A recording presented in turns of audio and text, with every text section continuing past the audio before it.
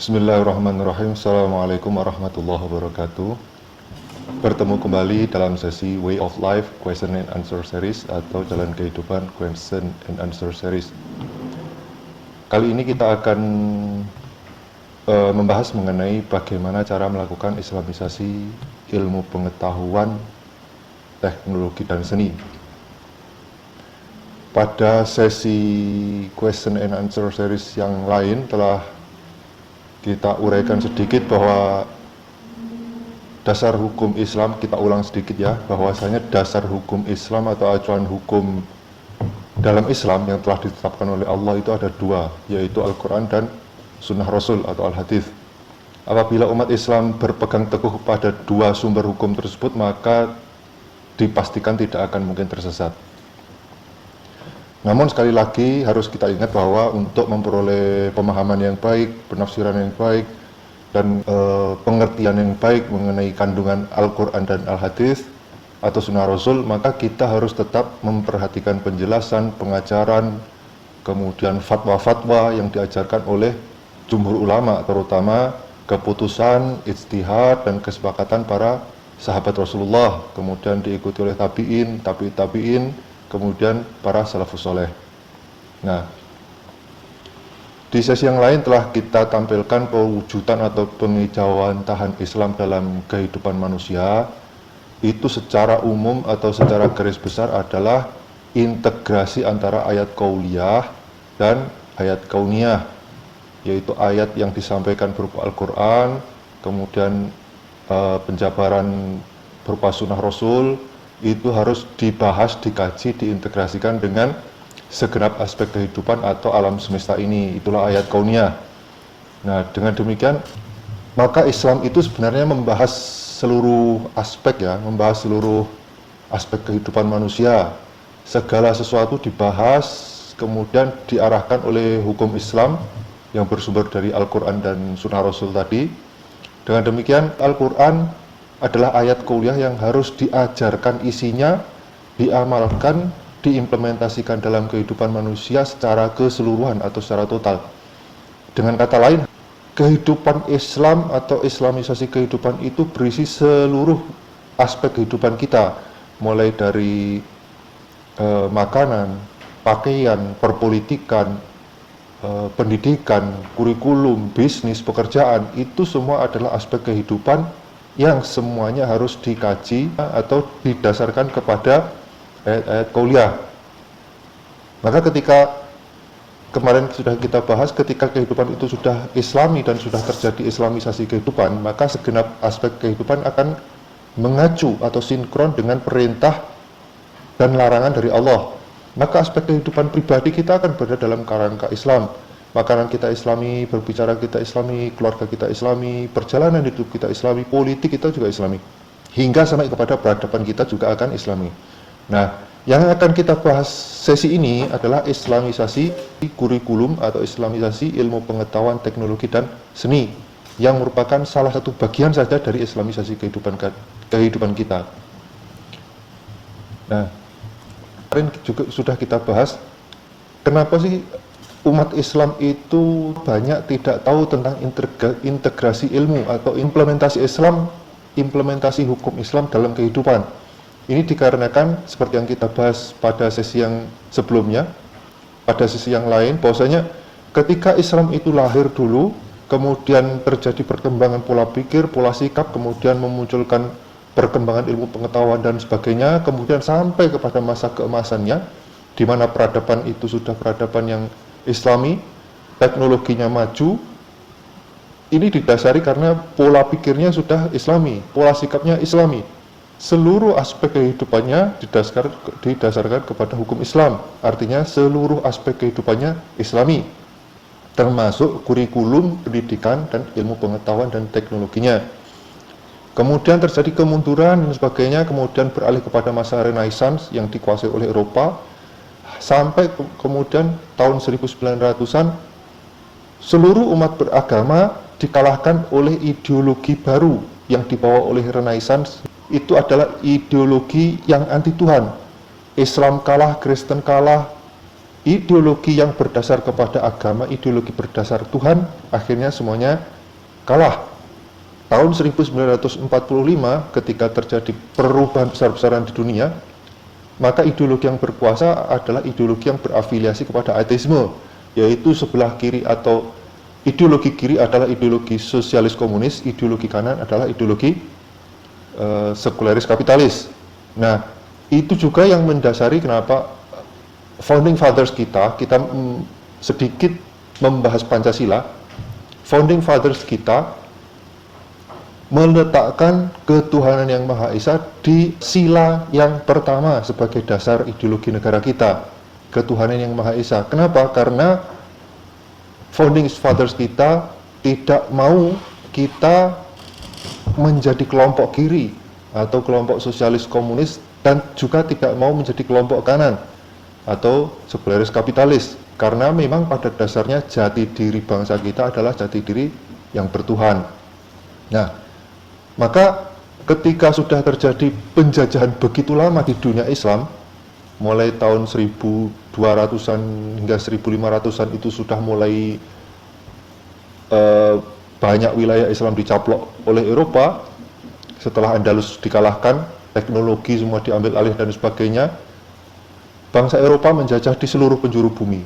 Sampai dengan tahun 1900 seperti yang sudah kita bahas tadi, terjadi perubahan besar-besaran. Nah, efek atau akibat dari penjajahan yang berkepanjangan terhadap dunia Islam ini adalah bahwasanya umat Islam setelah tahun 1900-an terputus dari akar budaya dan akar peradaban masa lalunya. Karena seluruh negara atau masyarakat yang dahulu mengimplementasikan Islam dalam kehidupan mereka, setelah tahun-tahun itu berubah menjadi masyarakat yang dipaksa untuk berpola pikir dan berpola sikap seperti yang diajarkan oleh penjajah. Mereka secara umum terputus dari kejayaan masa lalunya, terputus dari kebudayaan Islam sebelum penjajahan, terputus dari kurikulum Islam sebelum penjajahan, terputus dari pemahaman Islam sebelum penjajahan, dan terputus dari pengetahuan mengenai integrasi ayat kauniyah dan ayat kauliyah. Maka muncullah orang-orang yang begitu getol untuk mempertahankan dikotomi ilmu pengetahuan. Sedangkan dalam Islam tidak ada dikotomi ilmu pengetahuan. Ilmu semuanya adalah satu, ayat kauliyah diintegrasikan dengan ayat kauniyah. Maka kita bisa membahas agama di dalam perpolitikan, kita bisa membahas agama dalam kurikulum kita, karena kurikulum berdasar kepada hukum-hukum yang telah ditetapkan oleh Allah. Jadi semua aspek kehidupan mestinya bersatu dengan ayat-ayat kauliyah, tidak dipisah antara agama dan umum. Nah, setelah karena kita dijajah pada masa-masa itu, maka yang muncul adalah pembahasan-pembahasan kitab-kitab hukum agama, yang kemudian sekolah-sekolah agama itu tidak mengajarkan hukum-hukum atau pendidikan-pendidikan yang dikatakan oleh penjajah sebagai pendidikan umum, tidak ada kaitan dengan agama. Kenapa demikian? Karena umat Islam pada masa penjajahan dipaksa untuk berpikir parsial, dipaksa untuk tidak mengganggu kerja penjajahan.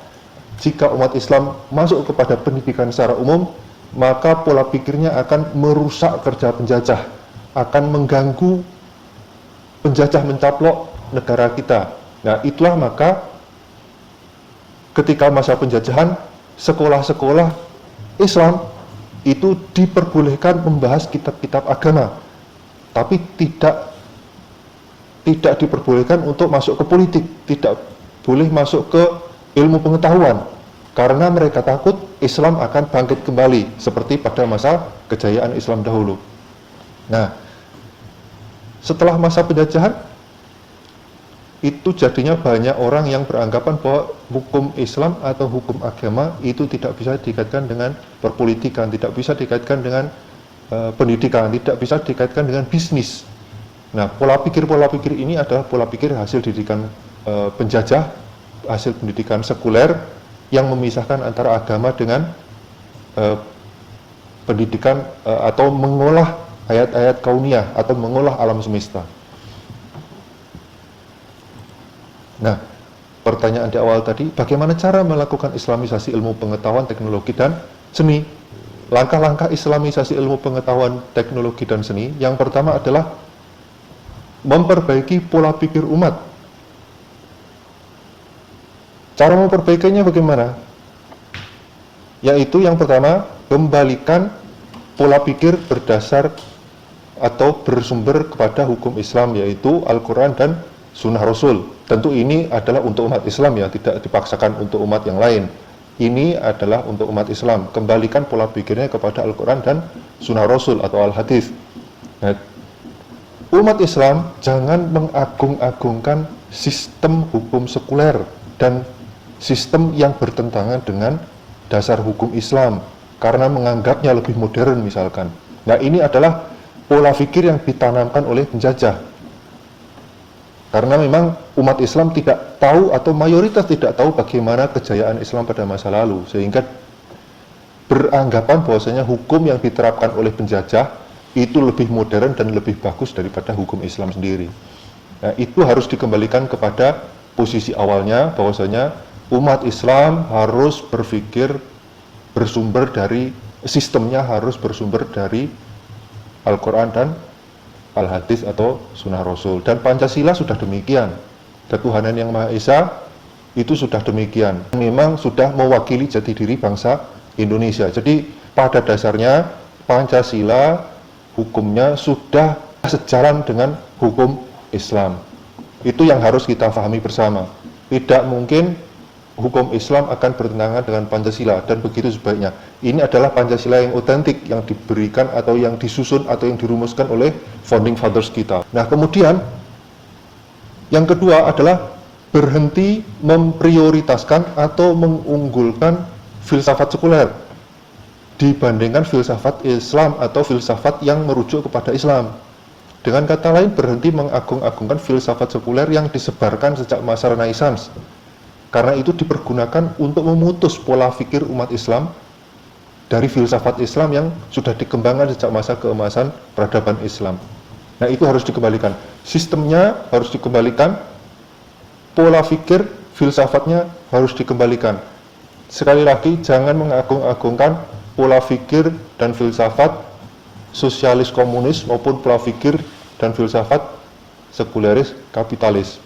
Karena dua-duanya, sekali lagi, kedua ideologi itu adalah ideologi yang berafiliasi kepada ateisme, lahir dari ateisme. Maka mestinya semua umat beragama tidak merujuk kepada dua ideologi tersebut. Semua agama pasti akan bertentangan dengan kedua ideologi tersebut. Nah, kemudian langkah yang kedua, jadi poin pertama tadi ada dua langkah, yaitu mengembalikan sistem kepada sumbernya, yaitu hukum Islam, Al-Quran dan Al-Hadis, kemudian berhenti memprioritaskan filsafat sekuler. Ini langkah yang pertama. Kemudian langkah yang kedua, atau poin yang kedua, langkahnya adalah memperbaiki kurikulum Islam. Bagaimana cara memperbaiki kurikulum Islam? Berhenti menggunakan dikotomi keilmuan, ilmu agama dan ilmu umum. Maka berhenti menggunakan dikotomi keilmuan, karena pola ini adalah sistem sekuler yang disebarkan sejak masa penjajahan untuk memutus kurikulum Islam yang diterapkan pada masa kejayaan Islam. Dalam Islam, semua aspek kehidupan dan semua kajian keilmuan itu selalu memiliki hubungan dengan hukum agama. Karena ayat qauliyah itu harus dikaji dan diintegrasikan dengan ayat kauniyah. Atau sebaliknya, ketika kita mau mengelola alam semesta, yaitu ayat kauniyah, maka kita harus mengkajinya dengan ayat qauliyah. Jadi tidak ada dikotomi ilmu agama dan ilmu umum. Nah, itu langkah pertama dalam memperbaiki kurikulum. Kemudian langkah yang kedua adalah segera merubah pola pendidikan Islam menjadi berpola seperti pendidikan Islam pada masa kejayaan Islam dahulu. Secara umum dalam hal ini mohon diperhatikan ya, bahwasanya pembagian jenjang ini itu diperoleh dari berbagai sumber yang berbeda, sehingga ini hanya kesimpulan sementara dari saya pribadi. Nah, pembagian jenjang ini bisa berbeda berdasar kondisi wilayah, misalkan berdasar perbedaan budaya, kemudian perbedaan masa dan zamannya. Contoh, di wilayah Islam yang bukan asli berbahasa Arab, maka kurikulum itu pasti didahului dengan pembelajaran bahasa Arab, kemudian tajwid, kemudian makharijul huruf, kemudian tata tulisnya bagaimana, itu pasti didahului dengan itu. Sedangkan di wilayah Islam yang memang bahasa aslinya sudah bahasa Arab, maka pendidikan itu tidak akan dilakukan secara intensif seperti wilayah yang memang bukan berbahasa Arab. Sekali lagi bisa banyak versi mengenai hal ini. Wallahu a'lam bishawab. Saya tidak menyatakan bahwa yang saya kumpulkan atau saya simpulkan ini sesuatu yang paling benar, tidak. Bisa jadi dan mungkin terjadi banyak sekali perbedaan mengenai kurikulum. Tapi yang saya simpulkan, pola pendidikan Islam itu yang pertama, jenjang pertama, itu dimulai dari pendidikan Al-Quran dan Al-Hadis. Umumnya terkait rukun Islam dan rukun iman. Tapi tadi seperti yang saya katakan, bahwasanya ketika kita berbicara mengenai wilayah yang berbeda, maka di wilayah yang non bahasa Arab biasanya didahului dengan pembahasan mengenai bagaimana bahasa Arab, bagaimana tata tulisnya dan sebagainya. Baru masuk ke penghafalan atau pendidikan Al-Quran dan Al-Hadis untuk membahas mengenai rukun Islam dan rukun iman, bagaimana menjadi seorang muslim dan bagaimana menjadi seorang mukmin. Kemudian jenjang kedua itu nanti akan ditingkatkan dengan pemahaman mengenai konsep ketuhanan. Nah, ini sudah lebih mendalam dari sekedar menjalankan rukun Islam dan menjalankan rukun iman, tapi lebih kepada pemahaman mengenai konsep ketuhanan dan pemahaman mengenai konsep penciptaan. Kenapa manusia diciptakan, bagaimana penciptaan alam semesta dan sebagainya akan dibahas pada jenjang kedua ini. Nah, jenjang ketiga itu adalah pemikiran penciptaan manusia yang lebih lanjut, yang lebih advance, terkait dengan alam semesta dan terkait dengan maqasid syariah. Nah, ini pada jenjang ketiga ini bisa jadi jumlah pelajar atau jumlah siswa itu sudah mulai berkurang, karena pada jenjang kedua itu sudah cukup untuk bisa hidup dan mengimplementasikan Islam dalam kehidupannya, meskipun tidak terlalu mendalam, tapi sudah bisa berkehidupan secara Islami.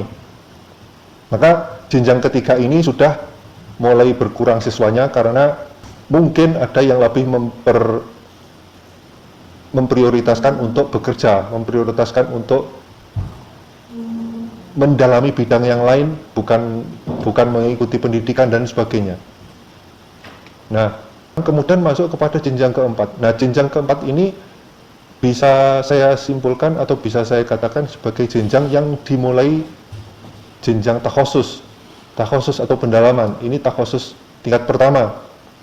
Jenjang keempat ini adalah jenjang secara umum, jenjang keempat. Nah, jenjang keempat ini merupakan jenjang takhosus tahap pertama atau level awal. Ini dibahas mengenai konsep integrasi ayat qauliyah dan ayat kauniyah dalam kajian salah satu aspek kehidupan yang dia dalami.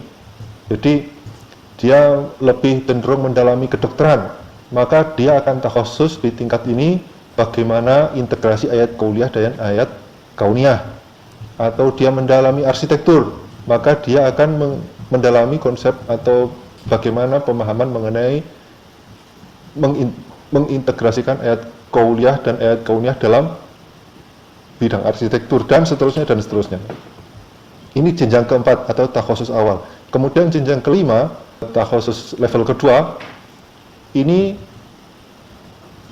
pelajar itu nantinya diharapkan mampu berinovasi untuk memudahkan kehidupan yang dalam kerangka integrasi ayat qauliyah dan ayat kauniyah.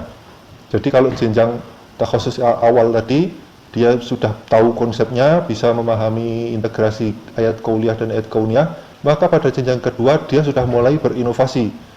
Bagaimana untuk memudahkan kehidupan manusia, tapi tetap dalam kerangka tidak menyeleweng dari integrasi ayat qauliyah dan ayat kauniyah.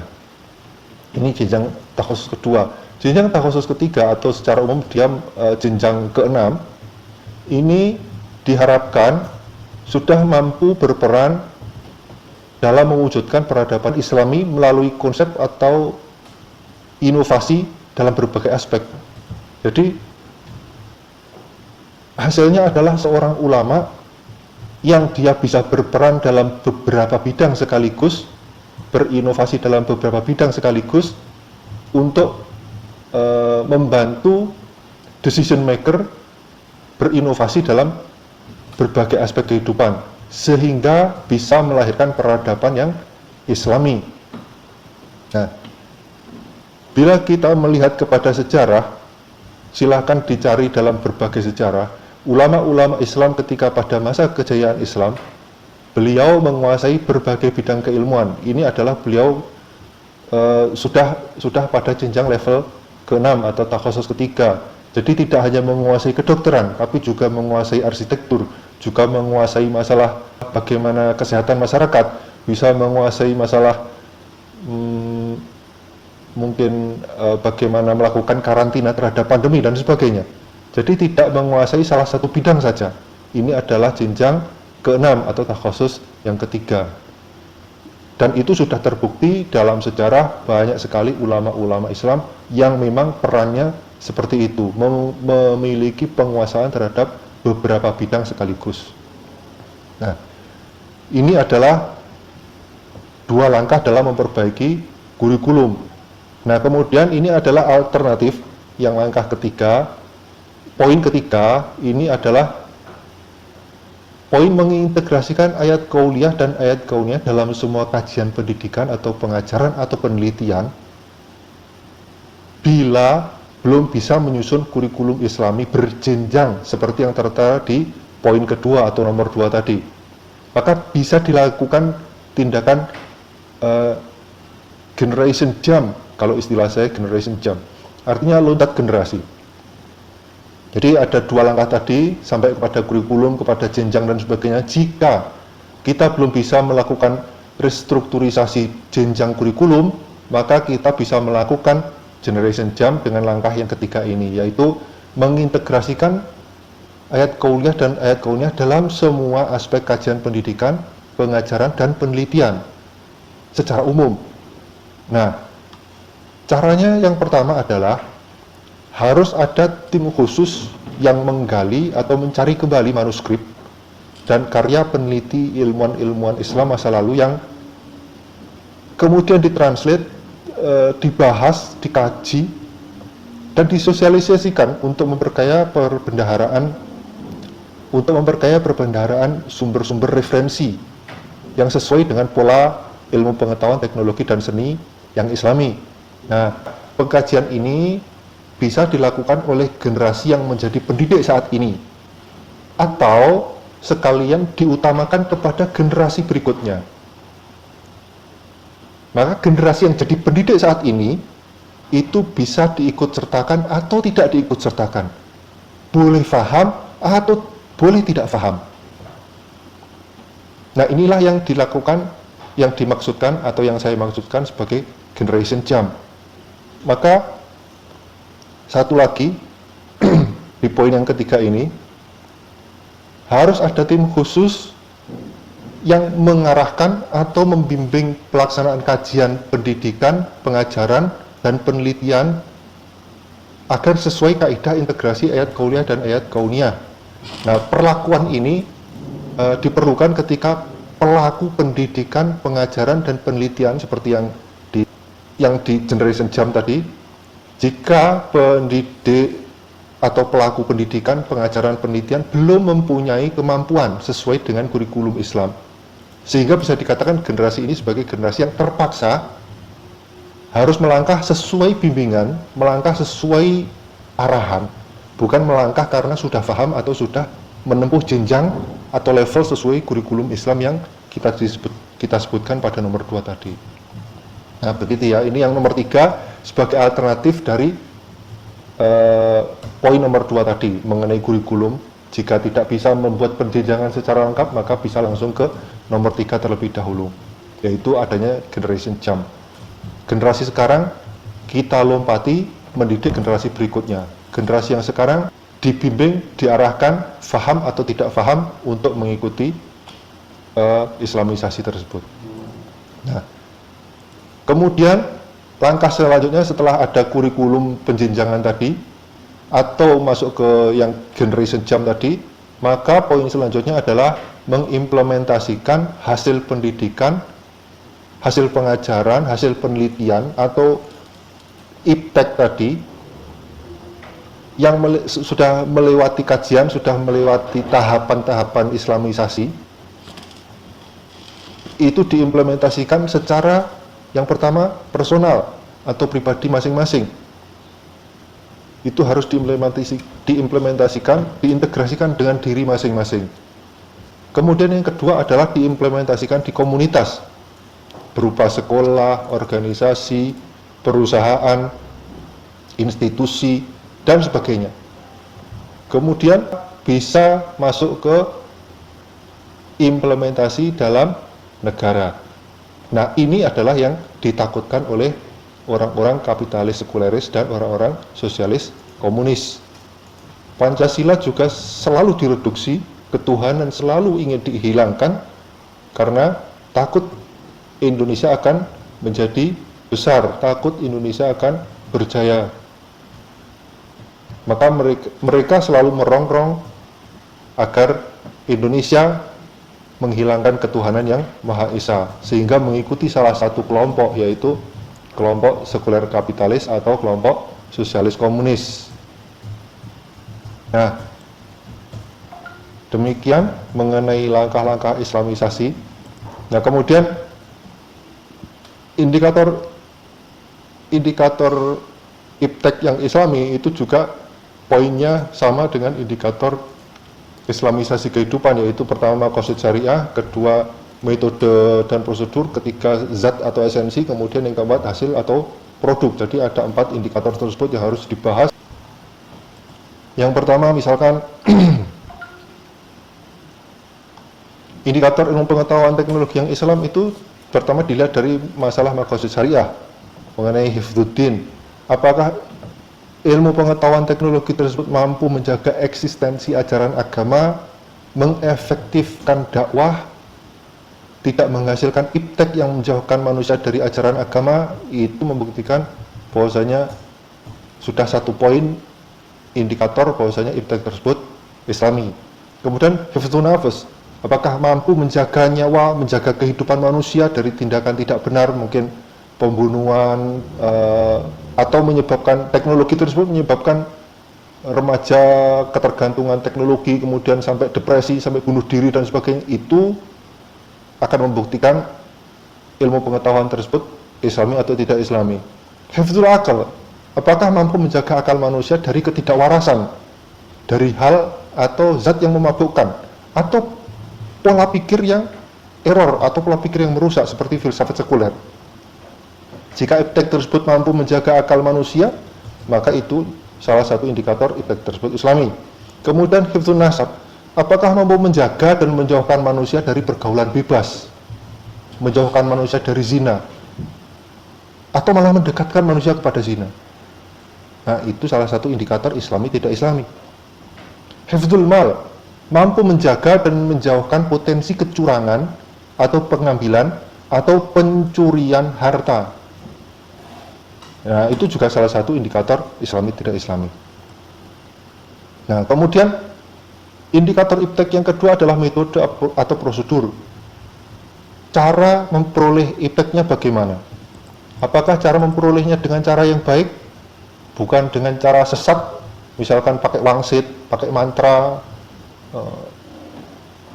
atau mendolimi orang lain, memperbudak orang lain, memanfaatkan orang lain, melakukan untuk mendapatkan iptek tersebut harus melakukan pencurian, pemaksaan dan sebagainya. Itu salah satu indikator Islami tidak Islami juga. Kemudian bagaimana cara mengolahnya? Iptek harus melalui tahapan yang benar, kurikulum yang tepat. Apakah ada generation gap? Ketika ada generation gap, maka jangan dilakukan pemaksaan agar paham. Melakukan pemaksaan tentu sudah indikator itu tidak Islami. Kalau ada pemaksaan itu indikator tidak Islami. Jika ada generation gap seperti yang sudah saya uraikan di depan, harus dilakukan generation jump.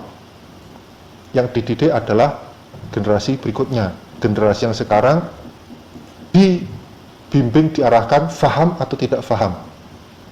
Demikian. Nah, kemudian indikator yang ketiga adalah zat atau esensinya. Zat atau esensinya yang pertama adalah halal atau tidak halal. Oh, bagaimana halal tidak halal? Kalau mengenai kurikulum atau iptek.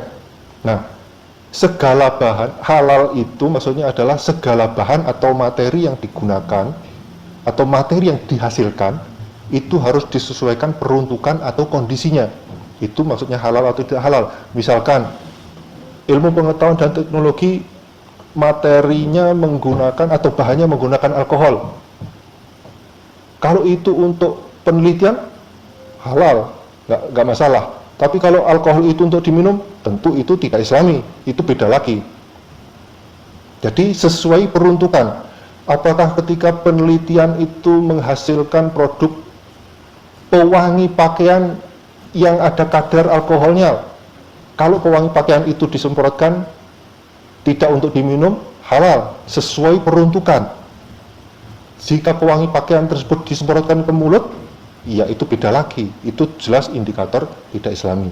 Nah, itu maksudnya halal atau tidak halal, sesuai peruntukan atau tidak sesuai peruntukan.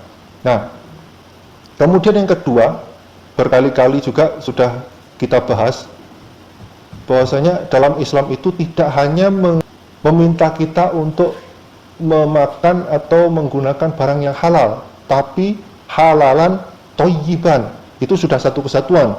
Tidak sekedar halal tapi juga thayyib. Maksudnya thayyib itu tidak merusak tubuh, tidak merusak alam, tidak merusak atau tidak menzalimi orang lain. Itu adalah makanan atau zat atau esensi yang thayyib. Jadi misalkan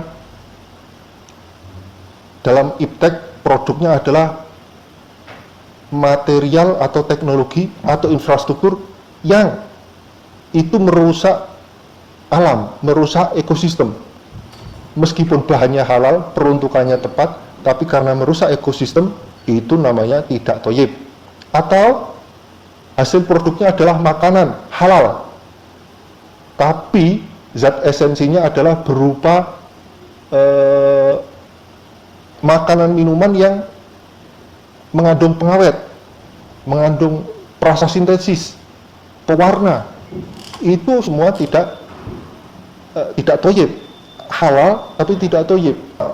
Hasil atau produk iptek Islami yang pertama adalah fungsi dan tujuan.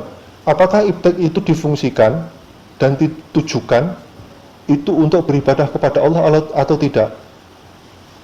Nah, ingat kemarin bahwasanya wa ma khalaqtul jinna wal insa illa liya'budun. Fungsi dan tujuan pembuatan iptek, fungsi pembuatan kurikulum, apakah itu ditujukan, difungsikan untuk beribadah kepada Allah atau untuk pamer, atau untuk menzalimi orang lain. Nah, itu juga salah satu indikator Islam tidak Islam. Maka fungsi dan tujuannya adalah untuk beribadah kepada Allah, mempermudah manusia untuk beribadah kepada Allah. Itu salah satu indikator bahwasanya iptek atau kurikulum tersebut Islami. Kemudian yang terakhir adalah masalah pemanfaatannya atau impact-nya. Iptek itu harus bisa dimanfaatkan oleh semua pihak, bukan oleh sekelompok orang saja. Bahkan sekelompok orang itu dengan hasil iptek tersebut menguasai kelompok lain atau menzalimi kelompok lain. Nah, kalau tindakannya seperti itu, sudah jelas indikatornya menunjukkan bahwa iptek atau kurikulum tersebut tidak Islami.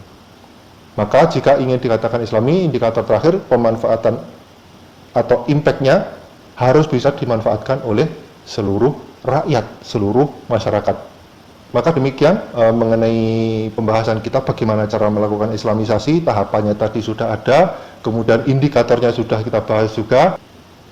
Semoga kita bisa mengkaji dan mengintegrasikan ayat qauliyah dan ayat kauniyah dengan sebaik-baiknya. Semoga kita bisa menjadikan Al-Quran dan Sunnah Rasul menjadi sumber bagi seluruh aspek kehidupan kita, termasuk dalam kajian kurikulum pendidikan dan ilmu pengetahuan, teknologi, dan seni. Semoga kita benar-benar bisa beribadah sepenuhnya kepada Allah, beribadah dalam berbagai bentuk dan berbagai aspek dalam kehidupan kita. Terima kasih, semoga pembahasan ini bermanfaat dan menambah wawasan kita semua. Untuk quote kita kali ini, berpikirlah secara holistik sebelum melakukan segala sesuatu di dunia, karena kita akan dimintai pertanggungjawaban di akhirat. Terima kasih. Assalamualaikum warahmatullahi wabarakatuh.